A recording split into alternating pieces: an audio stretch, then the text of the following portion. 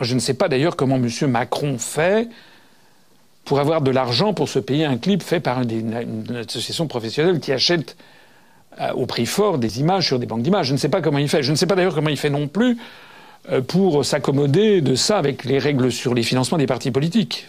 Bon. En attendant, on a appris au passage que ce mouvement politique était localisé plus ou moins à l'Institut Montaigne, qui est un truc ultra-libéral qui est proche des milieux patronaux du MENEF. Mais ce qui est intéressant, c'est que dans le clip, il est dit très exactement ceci. Il faut s'intéresser aux phrases. Il est dit dans le clip, il y a une voix de femme comme ça en off, une voix assez chaude. Quand on écoute les Français, on entend partout la même chose. Il faudrait que ça bouge.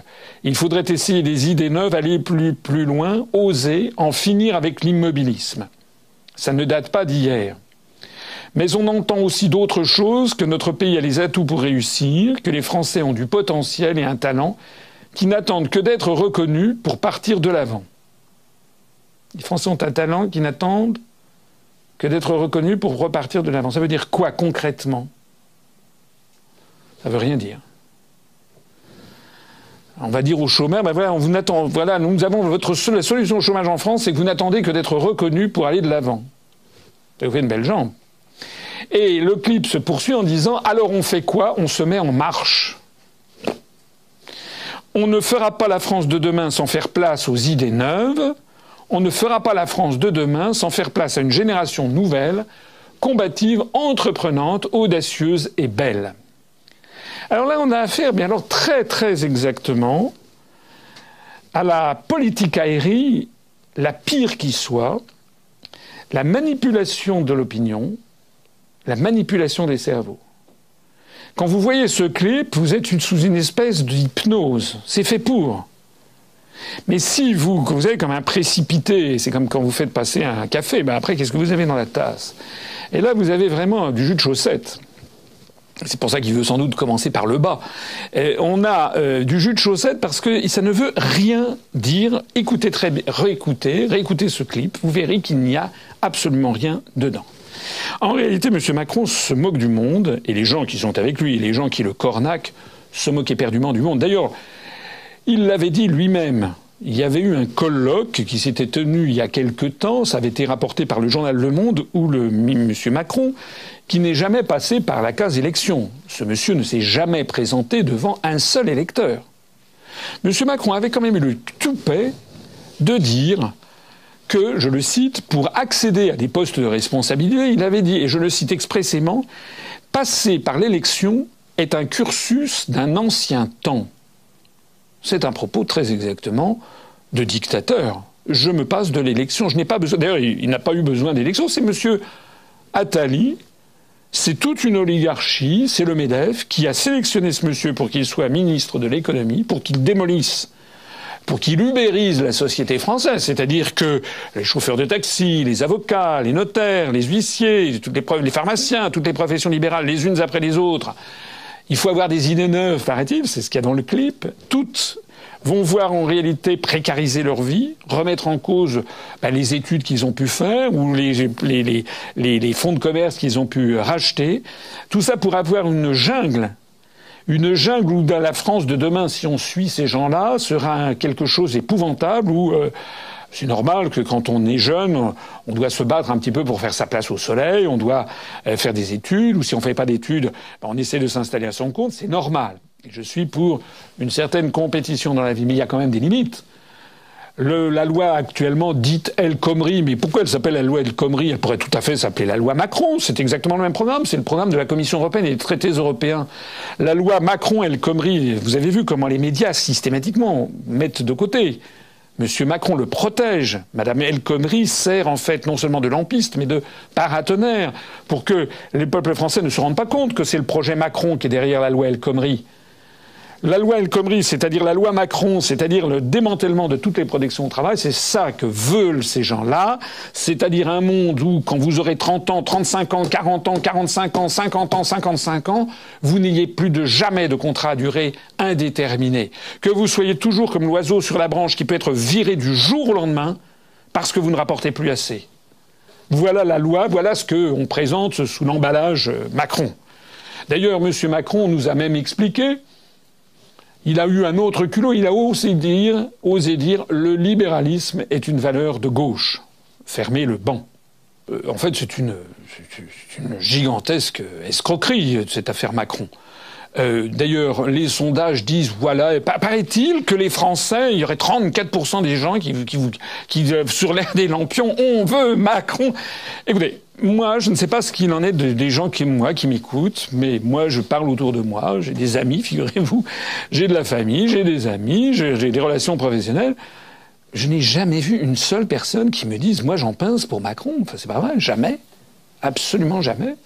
Quand on va dans la France profonde, les gens savent à peine qui c'est d'ailleurs. Et les gens qui savent qui c'est, en général, poussent des cris d'orfraie en disant que ce type, c'est un type qui n'est absolument pas de gauche. Ça, c'est les gens de gauche qui disent ça. Il y a des gens de droite qui disent « oui, ce type, pourquoi il est à gauche ? En fait, il devrait être à droite ». Enfin bon... Mais tout le monde sait bien que c'est un technocrate qui a été parachuté par la volonté de Jacques Attali et de l'oligarchie et du MEDEF. Et puis c'est tout. Mais personne n'a envie de voter pour ce type-là. D'où sortent les sondages qui nous donnent, je sais pas, 34%. Bientôt, il va faire partie des personnes les plus influentes du monde, selon le magazine Time. Au train où ça va, au train où on les choses, je crois qu'on peut le prévoir. En fait, on a affaire à une subversion totale du sens.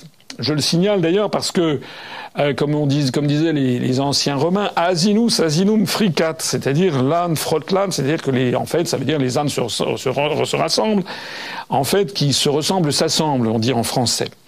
Eh bien, figurez-vous que ces jours-ci, on a vu arriver un revenant, un grec, qui s'appelle Monsieur Varoufakis. Vous savez, Monsieur Varoufakis, c'était ce ministre des Finances Syriza qui avait passé un grand nombre d'années d'ailleurs à l'université d'Austin dans le Texas, qui était donc proche des autorités texanes. Paraît-il que c'était un type de la gauche radicale. Vous vous rappelez comment on avait expliqué au peuple d'Europe qu'on allait voir ce qu'on allait voir. Syriza, les gens faisaient semblant d'être transis de peur. Syriza avait été ultra promu dans tous les grands médias. Il y a quelque chose qui est très simple, je l'ai déjà dit 50 fois. Toute personnalité, tout mouvement politique, tout mouvement de foule qui est constamment promu dans les grands médias, à notre époque, on peut être sûr que c'est quelque chose qui sert le système, même si les grands médias disent on a très peur de lui. Voilà. Donc M. Varoufakis avait été ministre des Finances du gouvernement Syriza avec M. Tsipras, rappelez-vous. Bon. Et puis nous l'avions annoncé dès le mois de janvier 2015. Je m'étais fait insulter par un certain nombre de personnes quand j'avais dit que Syriza était un leurre. Syriza était bien un leurre. On a vu ça au mois de juin 2015. Alors Varoufakis, entre-temps, avait pris un petit peu la poudre d'escampette. Il doit donner quelques cours par-ci par-là. Et puis on l'a revu arriver à l'automne en disant qu'il était pour un plan B. Alors un plan B d'ailleurs où il avait été reçu en France par Mélenchon. Et M. Mélenchon et M. Varoufakis, ils étaient là, ils se tenaient pas bras dessus, bras dessous, c'était regardé à l'automne 2015. Regardez par exemple ce qu'en disait le journal L'Humanité à la fin de l'année dernière. Bref, Mélenchon, Varoufakis filent le grand amour pour le plan B, une Europe, enfin cette fameuse autre Europe, vous savez, comme l'Arlésienne européenne, l'autre Europe on allait voir ce que l'on allait voir.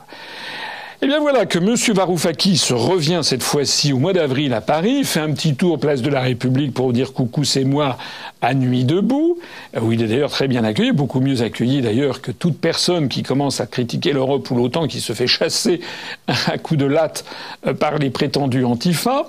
Et puis donc Monsieur Varoufakis ensuite est allé direct à Bercy, où il a été reçu par M. Macron, et où il a dit finalement que Macron était un type formidable, qu'il était d'accord avec lui à 90% de la situation. Donc, bref, c'est une tragédie racinienne.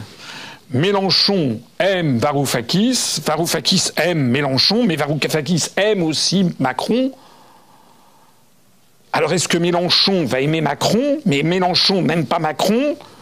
Mais Macron est de gauche et libéral, et Mélenchon est de gauche et antilibéral, mais tout ce petit monde se retrouve autour de Varoufakis. Bon, tout ça, c'est de la plaisanterie. Il y a un point commun à Mélenchon, à Varoufakis et à Macron, c'est qu'avec eux, il n'est jamais, jamais, jamais question ni de sortir de l'Union européenne, ni de sortir de l'euro, ni de sortir de l'OTAN.